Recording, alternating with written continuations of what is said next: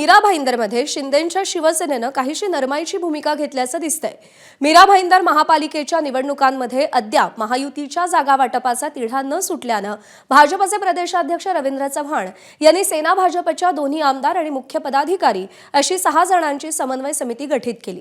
वरिष्ठांकडून युतीबाबत लवकरात लवकर भूमिका घेण्याचे आदेश आल्यानंतर इथे परिवहन मंत्री प्रताप सरनाईक यांनी आता थोडी सौम्य भूमिका घेतली आहे। मीरा भाईंदरमध्ये भाजपच मोठा पक्ष आहे, त्यांनी जास्त जागा घेतल्या तर हरकत नाही असं वक्तव्य परिवहन मंत्री प्रताप सरनाईक यांनी केलंय।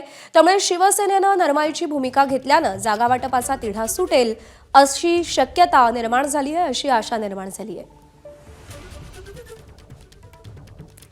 टोटल ज्या जागा आहे काय 2017चं जर कॅल्क्युलेशन केलं तर ते आमच्या 22 त्यांच्या 61 असं कॅल्क्युलेशन आहे, परंतु त्या 17 मध्ये आणि 2025 मध्ये आजची परिस्थिती वेगळी आहे। आमच्या पक्षाची ताकद वाढलेली आहे, त्यामुळे समसमान वाटप व्हावं अशी आमची भूमिका आहे।